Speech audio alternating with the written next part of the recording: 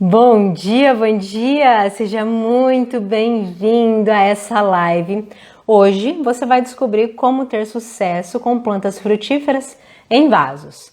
Essa pergunta foi enviada lá no Clube do Jardinista. Caso você ainda não faça parte do clube, você está perdendo tempo. O Clube do Jardinista é uma comunidade sensacional, onde você pode mandar suas dúvidas, eu vou responder todas elas.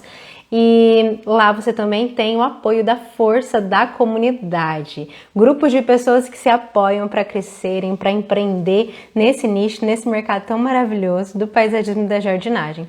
Se esse assunto de frutíferas te interessa, eu já peço que você curta essa live, compartilhe com pessoas que possam gostar desse mesmo assunto.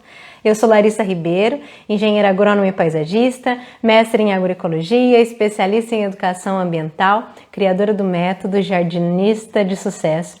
E já tem, graças a Deus, alunos espalhados em 9 estados do Brasil, em 2 países. Vamos chegando, te dar um bom dia para vocês. Zia Moraes, Carneiro Vera Lúcia, Ju, Lilian. Oi, Lilian aqui da minha cidade. A Cebrito, Line. Bom dia, pessoal! Vamos lá então? Hoje eu separei um conteúdo bem interessante. Muitas pessoas gostam de cultivar espécies frutíferas em vasos. Por que em vasos? Porque a manutenção é mais fácil, porque não tem tanto espaço e porque gostam de ver o desenvolvimento das plantas. Você que trabalha com o jardim pode fazer sugestões para clientes, caso você sinta que exista aí no seu cliente aquele espírito caipira, aquela conexão com o campo, e para facilitar isso com ele, para conectar isso com ele, que é a essência, as plantas frutíferas são excelentes opções.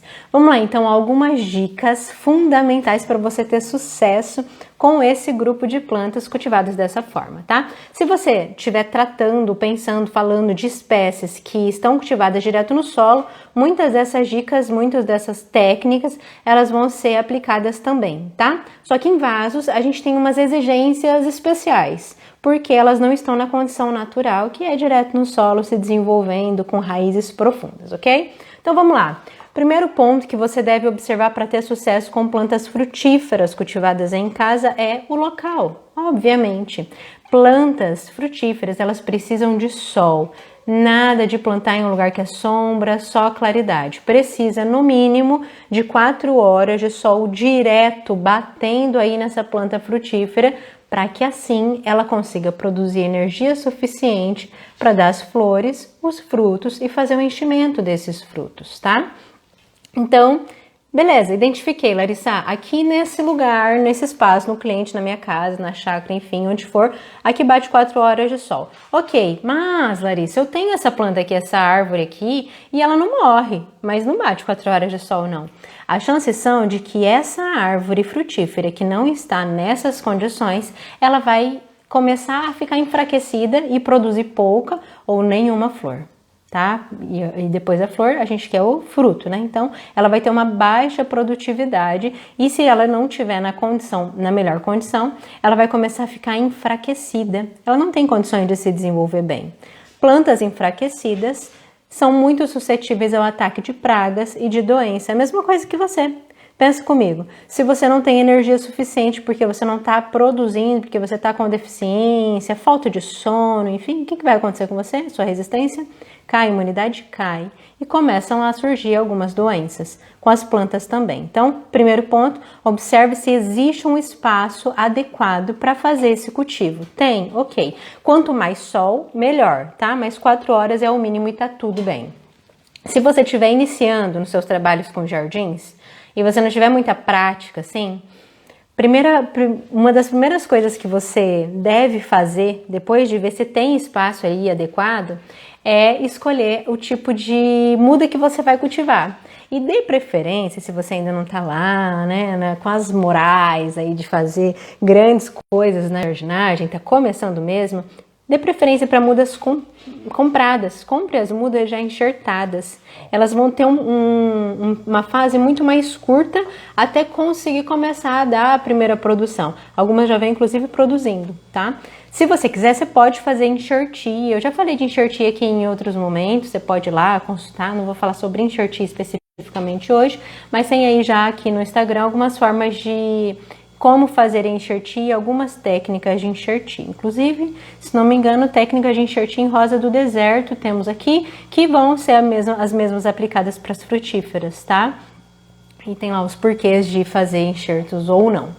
Então, dê preferência para comprar essas mudas, e elas não são caras, não. Dependendo da muda que você vai comprar, ela tem aí 1 metro de altura, você vai pagar uns 15, 20 reais e você vai ter em pouco tempo ela já produzindo, se ela ainda não vier nem produzindo, tá bom?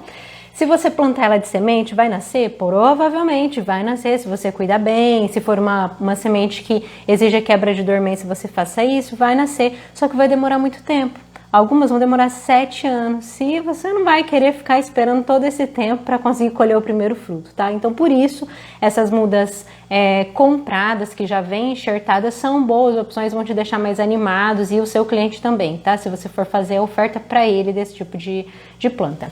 Como aqui a gente está falando de frutíferas para vasos, existem algumas que vão te exigir um trabalho gigantesco se você for plantar em vaso. Porque o vaso tem um espaço determinado, logo tem ali um limite para o crescimento e para o desenvolvimento das suas plantas, certo? Árvores frutíferas de grande porte, grandes frutos, como por exemplo abacate, manga, essas plantas maiores mesmo, elas vão exigir muito. Então, se você estiver começando, tem várias outras que podem ser excelentes opções para o cultivo em vaso, como por exemplo, acerola, amora, goiaba, jabuticaba, as cítricas são muito boas, laranja, limão, poncã, tá? Essas se desenvolvem muito bem. E tem algumas que, embora você não coloque em vaso, você precisa de pouco espaço para conseguir o desenvolvimento, que é o caso de maracujá, videira, mas aí você precisa de uma estrutura, você precisa de um pedacinho só, direto no solo, mais de uma estrutura para fazer o apoio, tá? Para ser conduzida. E são outras alternativas que também são fáceis de cultivo.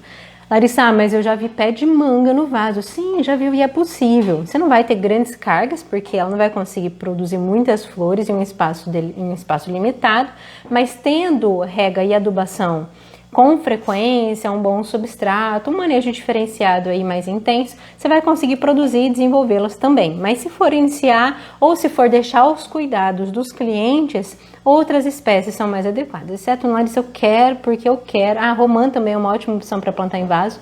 Eu quero um pé de manga no vaso. Vai lá e planta o pé de manga, mas aí você vai ter que ter outras atenções, tá?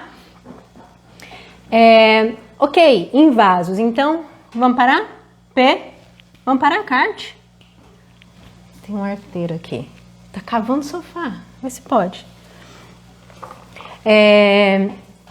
Larissa, quero frutíferas em vaso. Bom dia! Eu tô vendo o bom dia de vocês aqui. Bom dia! Ivo, querido. Ivo, mentoria Jardinice 10K. Yani do Clube do Jardinista. Bom dia! Pessoal, à medida que vocês forem tendo alguma dúvida, pode ir colocando lá no balãozinho. Fica mais fácil depois para eu olhar, tá bom? Porque aí às vezes eu tô aqui no meio da explicação, aí perco a pergunta de vocês. Esse é paisagismo. Bom dia, viu, pessoal? Muito bom ter vocês aqui. Ok, então, em vasos, mas que tamanho de vaso, Larissa, eu consigo produzir uma frutífera? Consigo em qualquer vaso? Não, gente, quanto mais espaço, melhor. A gente tem que, sempre que possível, assemelhar o comportamento das plantas, a condição das plantas, à condição natural da natureza, para que ela tenha um comportamento mais similar possível. Então, quanto maiores os vasos, melhores. Mas eu vou te dar aí a dica de um tamanho mínimo de vaso para que você consiga desenvolver suas plantas frutíferas e deixar elas até adultas, tá? Quando a gente está falando de potes, sabe aqueles potes pretos ali de garden, né, de produtores de muda mesmo? Lá, em geral, eles vêm por litros, né, os fabricantes produzem litros. Você vira lá a parte de baixo, tem lá quantos litros. 30 litros é um tamanho razoável e você consegue desenvolver bem as suas mudas frutíferas lá. Se tiver maior, melhor, mais resistente, maior o intervalo de rega. Gente, hoje eu tô... Esse cachorro tá meio... Ó, vem cá, vamos passear comigo aqui. Deixa eu abrir a porta aqui pra ele. Ô, Chupeta, você não tá entendendo que nós estamos no meio de uma live? Vai, meu filho. Aí. Vamos lá. Bom dia, Alex. Bom dia.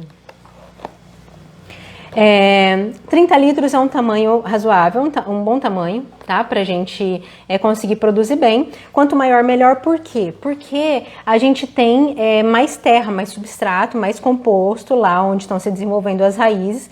Se tem mais, consegue reter mais água e mais nutrientes, certo? Se tem mais disso, a planta consegue estar abastecida e o nosso trabalho fica menos frequente. Então, ajuda a dar um intervalo melhor entre as nossas práticas aí de jardinagem com essas plantas, certo? Agora, se for um vaso pequenininho, ele vai secar, vai precisar de rega com frequência, diárias talvez, vai precisar de adubação mais frequente, porque plantas frutíferas, elas exigem muito.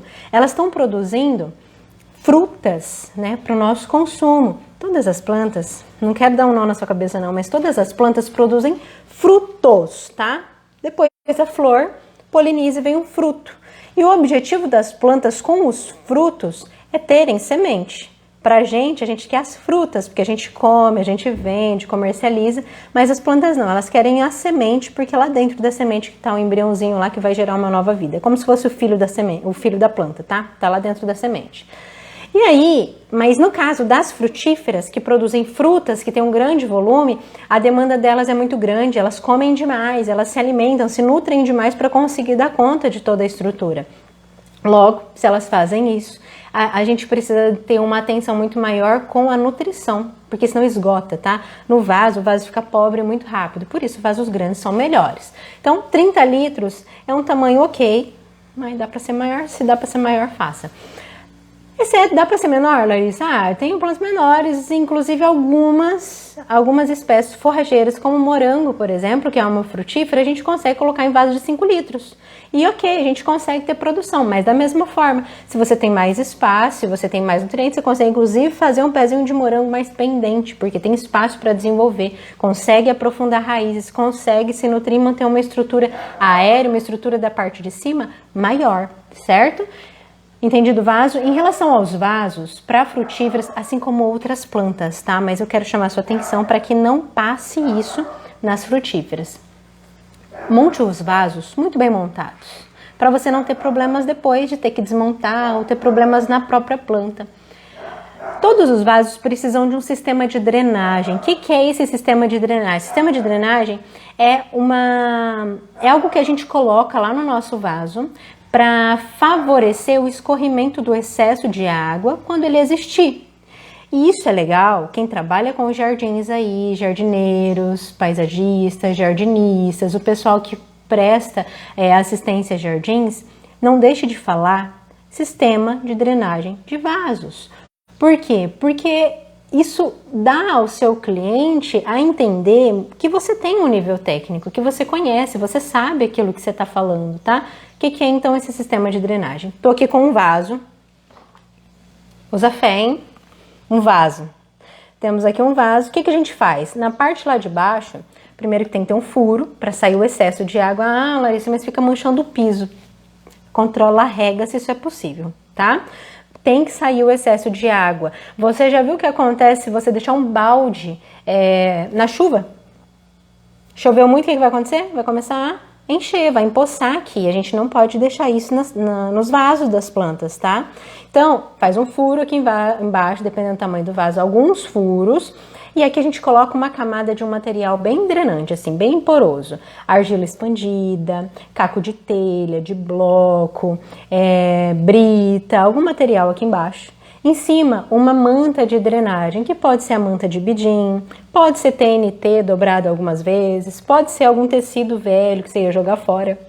Mas, pelo amor de Santo Cristo, se você trabalha com jardins, você não vai me levar guardanapo velho, toalha rasgada, coisas assim, não, tá? Exceto se você estiver começando muito mesmo e tiver sem dinheiro mesmo para investir, você vai sempre fazer com a melhor condição que você tem, né? Da melhor forma com a condição que você tem naquele momento, tá? Mas para você valorizar e conseguir vender esse dreno para o seu cliente, você tem que ter materiais legais, argila expandida e manta de drenagem, a manta de bidim em cima, tá? Depois você vem com a terra vegetal. Aqui em cima, evita deixar a terra vegetal exposta. Coloca um material de cobertura, casca de pinos, musgo, alguma palha que seja, se não tiver um outro material, a palha vai ficar feia, tá? Ah, Larissa, mas fica bom, mantém a umidade, mas nos jardins a gente quer também a parte estética, a gente quer que esteja bonito, a gente quer que visualmente fique agradável. Então, palha, folha seca não vai ficar bonito nos vasos não, tá? A realidade é bem dessa mesmo. Mas se quiser, o efeito vai ser o mesmo. Argila expandida você também pode colocar na parte de cima do vaso. E por que que a gente não deixa exposto? Por que a gente deixa só na terra? Algumas pessoas não gostam de colocar um material ali porque ficam com receio do abrigo de insetos. Ok, isso pode acontecer. Só que a gente protege o solo, essa camada de cima, da incidência direta dos raios ultravioletas, mantém ali uma melhor qualidade da vida no solo, tá? Fazendo essa barreira física de luz, e a gente também retém mais umidade. Então faça um acabamento em cima do seu vaso. Tem uma estratégia bem interessante, presta atenção nisso. Quando a gente vai cultivar espécies frutíferas, a gente sabe que elas precisam de muita água, muita rega. A gente pode usar no composto, na terra, no preparo ali, gel de plantio também, tá? Eu já mostrei aqui algumas vezes, tem um vídeo mostrando gel de plantio. Eu tenho, se vocês quiserem, me peçam que depois eu posso mostrar para vocês. Eu tenho um gel de plantio da Forte Jardim que eu uso em alguns casos e para frutíferas é muito bom. Quem não conhece o gel, conhece, quase com certeza eu posso dizer, conhece aquelas bolinhas de arranjo, acho que se usava muito antigamente, uma bolinha de gel pequenininha, ela enche de água e ela vai aumentando, aumentando de tamanho, e aí ficam várias bolinhas de gel assim dentro de um vaso de vidro. Conhece? Coloca aí pra mim. O gel de plantio é aquele funcionamento. A gente tem um pozinho claro, a gente molha e ele vai inchando, ele retém muita água. Com isso, a gente consegue intervalos maiores de rega entre as regas das nossas frutíferas, tá? Ah, Adri, isso é ótimo que você falou. Você também pode plantar algumas forrações nos vasos, se esses vasos forem grandes, tá? Dinheiro em penca, lambaris, tem algumas forraçõezinhas que vão dar um acabamento muito bonito e vão reter a umidade, também vão filtrar ali os raios ultravioletas. Yane conhece, ok? Cássia, o sistema de drenagem no canteiro alto é o mesmo do vaso? Qualquer sistema de drenagem é o mesmo, tá, Cássia? Tem que ter furo, mesmo que sejam canteiros, se os canteiros forem concretados, tiverem o fundo, né, para isolar de qualquer saída de água, para evitar a umidade nos muros, nas paredes, tem que ter furo. Tem que ter furo porque se fica numa condição em que pode pegar água da chuva, você em algum momento pode ter chuva demais e encharcar, alagar o seu canteiro, as plantas ficarem afogadas lá dentro. Aí começa a fermentar tudo, você pode perder as plantas por apodrecimento. Então, todo o sistema de drenagem é da mesma forma, tá bom? Como fazer um sistema de drenagem num canteiro alto de 80 centímetros? Se as plantas forem grandes, se as plantas tiverem um porte mais alto, 80 centímetros vai favorecer o desenvolvimento dessas plantas. Mas se você quiser economizar no substrato, no composto, você vai aumentar a camada drenante. Nesse caso, eu acabei de falar, né, da argila, mas nesse caso em canteiros grandes, onde a gente vai gastar muito material, aí sim compensaria um outro tipo de material mais barato e que talvez fosse inclusive descartado. O pessoal que trabalha com argila, vasos de argila, empresas, essas olarias de blocos de construção, né, de casa, eles têm uma perda muito grande de materiais. Inclusive tem um amigo, tá em Minas, ele era daqui da minha região, aqui nós somos fortes na região em produção de vasos de cerâmica. E nessas olarias às vezes sai uma fornada e quebra muito. Então eles pegavam esses vasos quebrados, quebravam um pouco mais e aí você pode usar para encher, mas não deixa de colocar uma manta por cima, tá? Porque se a gente não coloca a manta, o que acontece quando a água vai caindo? O solo, o substrato, ele vai descendo, ele vai ocupando os poros que a gente quer deixar livre dessa camada drenante.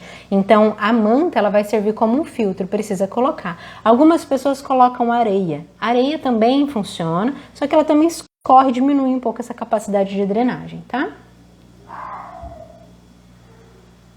Deixa eu ver aqui. Isso, é de concreto, isso mesmo. Bom dia, Antônio. Acabei de responder um negócio para você. Lá vai eu pedir material na olaria. Gente, isso é muito legal. Quando a gente tem outras empresas e tal, de subprodutos, ajuda eles também, sabia? Aqui, fica empilhado lá um monte de coisa que eles não têm nem o que fazer, tá? O biscoito, a Nath está falando, o biscoito ele é o vaso que não foi queimado. Só que aqui, Nath, em fábrica de olaria, se quebra muito dentro do forno. Então é descarte direto, não precisa pagar nada. É só ir lá com o carro, enche e leva embora, tá?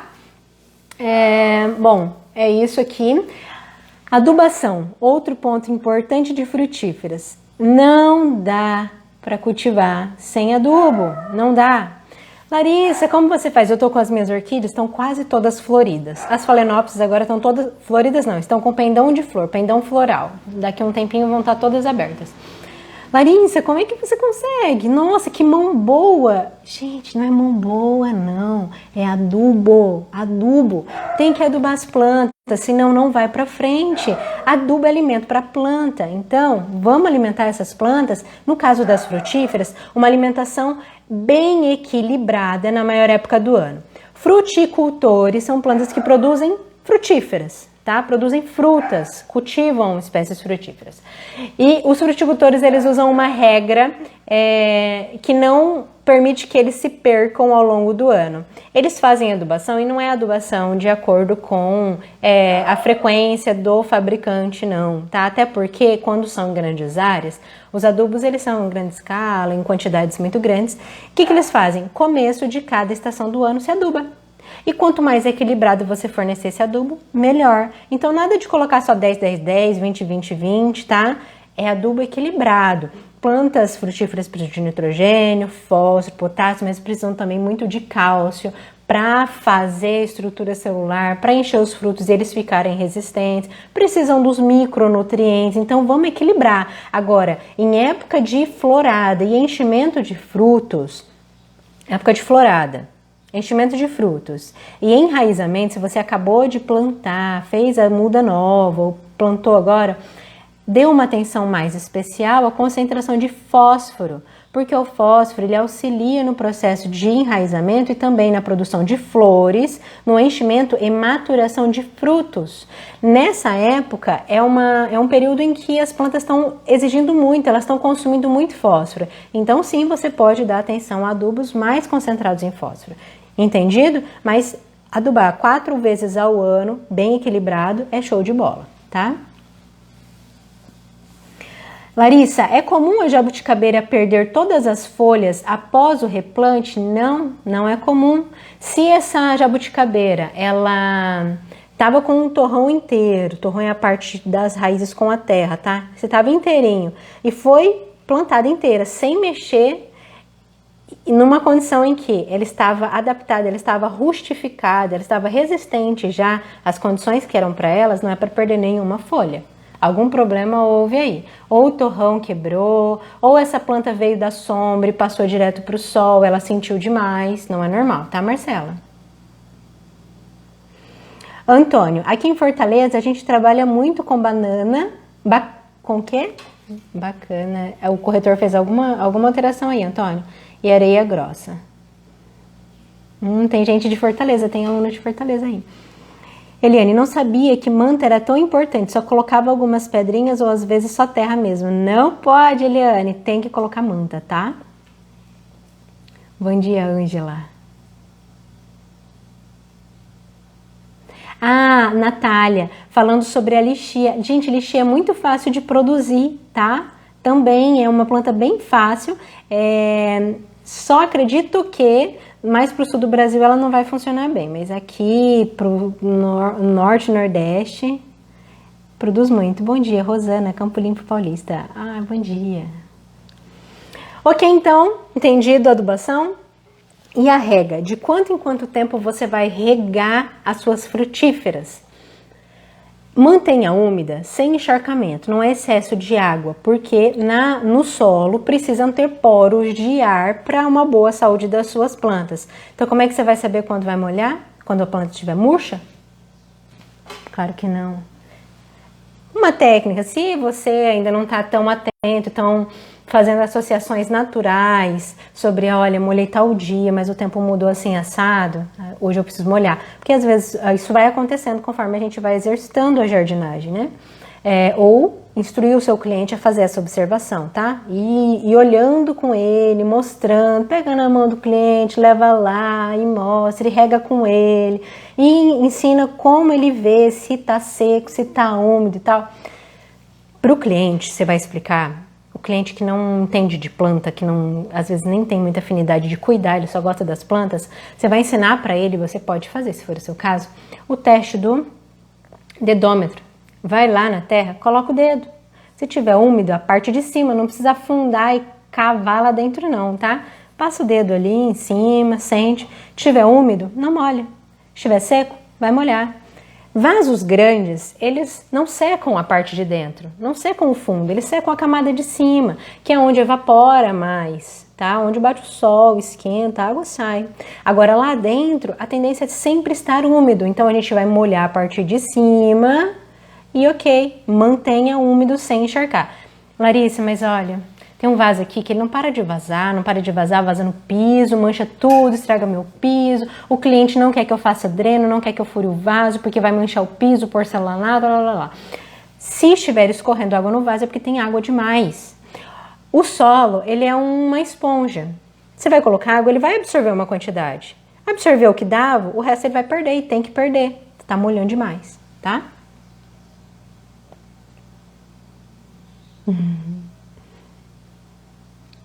Tô rindo aqui, pessoal, porque estão batendo papo aqui, ó, no chat. Cadê? Tem várias perguntinhas aqui. Ângela é do Clube do Jardinista. Ó, se quiser gente legal assim igual a Iane e Ângela, não sei se tem mais gente do clube aqui, ó, entre pro clube. Posso fazer poda drástica um limoeiro que está com muita cochonilha para fazer limpeza? Ganhei um assim, deve. Só que essa poda drástica não é uma poda total no tronco, tá? Poda até, se ele tá com uma infestação alta, poda até 50%, porque ela já tá fragilizada mesmo, já tá ferrada. Então, poda uns 50% da folha, já faz uma poda de condução, Ângela, deixando um tronquinho, tá? E tentando fazer a parte aérea ali no formato de copa, se isso for possível a ele agora. Faz e depois você entra com o tratamento, é muito mais fácil de tratar. Cássia, tô aqui pertinho do Terra Park, uma delícia, né? Ai, é delicioso, Cássia. A Cássia tá no Terra Park, nossos parceiros. Natália, nos primeiros tempos, dedão. Depois, santa irrigação, padroeira dos esquecidos e abençoados e distraídos. Irrigação é vida, irrigação é vida. Quem não tem ou tempo, ou não gosta de estar molhando muito as plantas, ou viaja e fica pouco tempo em casa, investir num sistema de irrigação é muito benéfico. E existem irrigações para todos os bolsos, tá? Porque as sampatins estão murchando? Porque tá muito seco o tempo e tá faltando água para elas, ou elas estão no final do ciclo, tá? Vamos lá então, frutíferas.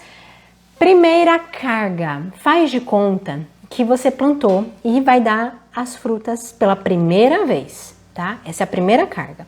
A muda ainda tá novinha. Ainda não se desenvolveu muito bem, ainda não tem um sistema radicular tão bruto, tão bem desenvolvido. Na primeira carga, quando a gente está falando de frutos maiores, como laranja, limão, romã, tá? A gente não deixa mais que uns 30 frutos no pé. Por quê? Porque às vezes enche mesmo, às vezes dá uma carga muito grande. Se você deixar mais que isso, você vai deixar sua planta muito frágil, porque ela ainda não tem estrutura para aguentar tudo isso. Ela vai morrer? Não, provavelmente não, mas ela vai ficar enfraquecida, tá? E esse enfraquecimento pode deixar ela vulnerável ao ataque de pragas, doenças. Ela pode começar a perder folha. Perdendo folha, ela perde a capacidade, perde uma parte da capacidade de produzir energia. Então, 30 frutos para manter a sua planta saudável, bem forte, são ok, tá? Isso não serve para plantas de frutinhas pequenas, como jabuticaba, cerola, pitanga, tá? E a poda? Vamos lá para a poda, para a gente encerrar. E eu vou abrir aqui, eu tô vendo que tem perguntas aqui na caixinha. Em frutíferas, um tamanho considerado bom para o desenvolvimento e para a produção é 1,5 m de altura. Tá? 1,5 m tá ok. Se você deixar mais que isso, vai ficar com uma parte aérea um pouco desproporcional à capacidade de nutrição, de rega, de espaço para as raízes. Então 1,5 m a gente considera bom para a maioria das espécies de frutíferas produzidas em vaso. E quando é que você vai fazer a poda delas, tá? Uma quando ela atinge mais ou menos esse tamanho, mas sempre em períodos que dão entre a colheita e a próxima florada, porque ninguém vai ficar podando quando a planta tá cheia de fruta ou tá cheia de flor. Não fica mexendo nela nesses períodos, tá? Então, aí acabou, colheu tudo, não tem flor mais, vai lá dar uma poda. E existem alguns tipos de poda. Foi esse que eu falei para a Ângela aqui. Faz uma poda de formação de dar a forma, o formato, de formar essa planta mesmo da forma que você deseja. A maioria das frutíferas a gente quer um formato de árvore, quer um tronco e quer a copa. Só que existem outros tipos de poda que você vai fazer também nas suas frutíferas. Uma delas é a poda de limpeza, onde a gente vai tirar folhas que estão velhas, que já estão morrendo, amarelando, né? Folhas em senescência, ou galinhos que estão secos também. A gente vai tirar, dar uma aerada, uma limpada, deixar esse vaso mais bonito. E também tem a poda de frutificação. Poda de frutificação não é feita em todas as frutíferas, mas em algumas. Frutíferas essas que dão frutos a partir de galhos jovens, como é o caso, por exemplo, da uva, tá? Da videira, do figo, do pêssego, essas que dão frutinhos em galhos novos. A gente faz esse tipo de poda e tem a época certa do ano, que é aquela coisa que parecia ser das coisas das observações dos antigos, e a gente diz assim até hoje, inclusive na agronomia, tá? A gente faz poda de frutificação em meses sem R. Anota aí se você não sabe disso. Quais são os meses sem R? Maio, junho, julho e agosto, tá? Você tem uma videira aí, tá na época de fazer poda de frutificação. E essa poda de frutificação você tira o quê? Você tira os galhos mais velhos, mais antigos, que estão morrendo, já estão sem folha, sem brotos nenhum, ok? Vamos lá para as perguntas.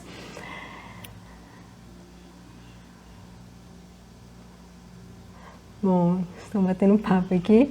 Minha moreira tem 2,40, eu 1,73. Só de um banquinho para colher e podar. Ah, ô Nath, mas ela tá em vaso? Lua, a lua influencia muito também no comportamento das plantas, tá?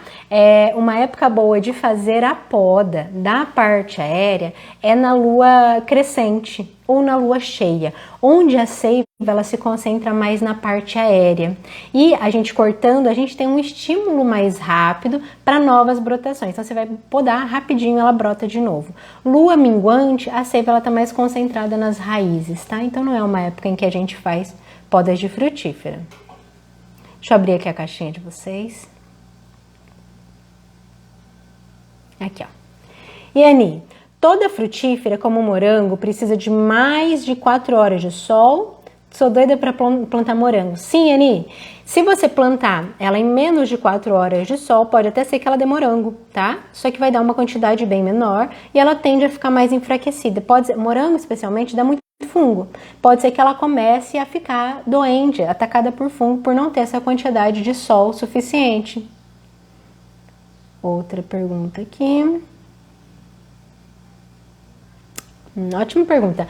Planta frutífera demora quanto tempo para frutificar? Depende da espécie e depende de como você plantou. Se for semente, algumas, como por exemplo algumas variedades de laranja, demoram 7 anos para produzir a primeira.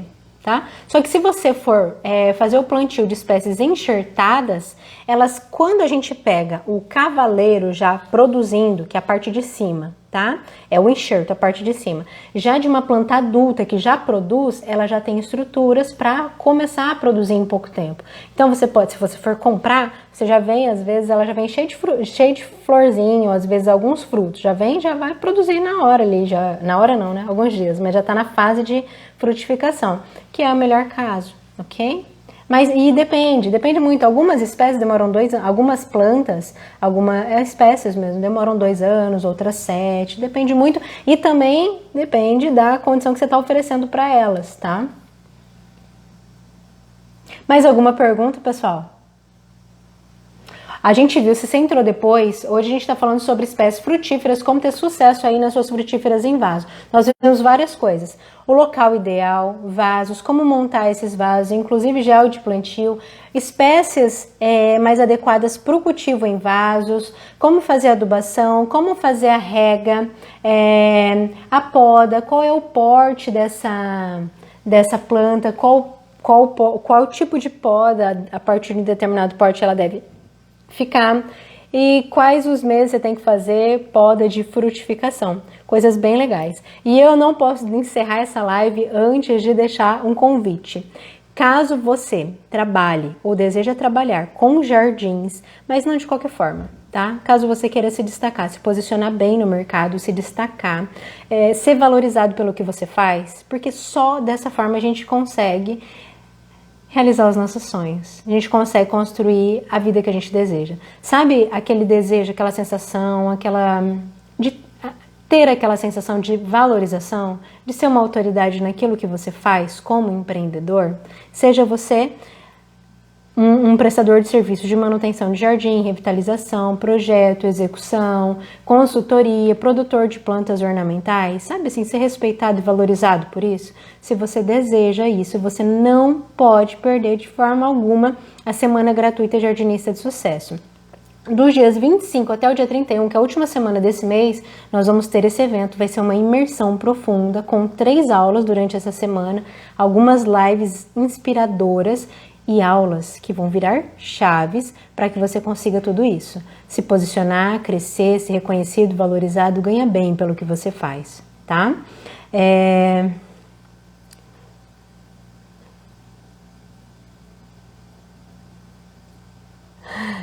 Falando bobagens aqui no chat.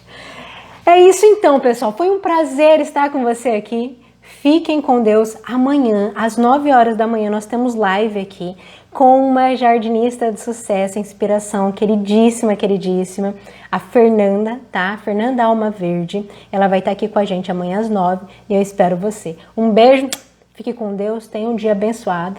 Tchau.